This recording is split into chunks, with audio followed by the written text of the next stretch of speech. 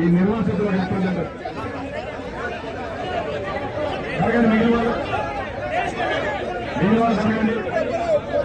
నిర్వాసితులు ఒక్క నిమిషం నిర్వాసితులంతా ఒక రిప్రజెంటేషన్ ఇస్తాను. మళ్ళీ చెప్తున్నాం, కాంగ్రెస్ పార్టీ ఉన్నంత వరకు విశాఖ స్టీల్ ప్లాంట్ ని ప్రైవేటైజ్ చేయడానికి మేము ఒప్పుకోం.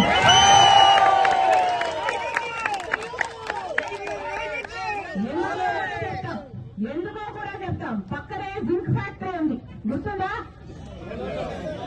పక్కనే జింక్ ఫ్యాక్టరీ ఉంది. దాన్ని తీసుకెళ్లి వేదాంతాకి ఇచ్చారు, ప్రైవేటైజ్ చేశారు, వేదాంతాకి ఇచ్చారు. ఇప్పుడు జింక్ ఫ్యాక్టరీగా ఉందా? దాన్ని మూసేశారు. అంటే అంతమంది ఎంప్లాయీస్ వాళ్ళ జీవనోపాధి కోల్పోయినట్టే. అంటే ఇప్పుడు జింక్ ప్లాంట్ లో అసలు ఉపాధి లేదు. ఇప్పుడు వేదాంతాకి ఇచ్చారు, వాళ్ళు రియల్ ఎస్టేట్ చేస్తారు. అదే జరగబోతుంది ఇది కూడా. దీన్ని ప్రైవేటైజ్ చేస్తే ఈ 30,000 కుటుంబాలు రోడ్డున పడతాయి.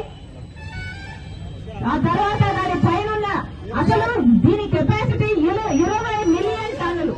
అంటే డైరెక్ట్ గానే 1,00,000 కుటుంబాలకు ఎంప్లాయ్మెంట్ ఇచ్చే ప్రాజెక్ట్. అలాంటప్పుడు దీని మీద ప్రభుత్వాలు ఎంత శ్రద్ధ పెట్టాలి?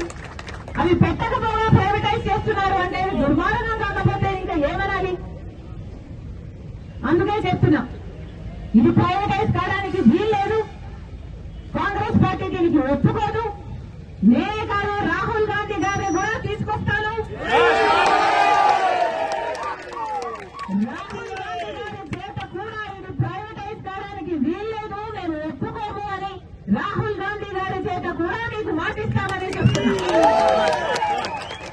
మేనిఫెస్టోలో కూడా, రాబోయే ఎన్నికల మేనిఫెస్టోలో కూడా కాంగ్రెస్ పార్టీ ఈ అంశాన్ని చేర్చబోతుంది.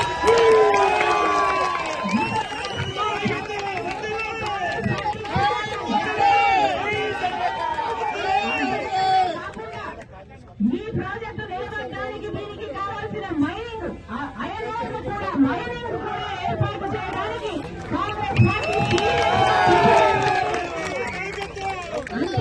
ఇంకా వీళ్ళకు ఉద్యోగాలు రాని 8,000 కుటుంబాలకు కూడా, ఆ బిడ్డలకు కూడా ఉద్యోగ అవకాశాలు ఇచ్చేటట్టు ఈ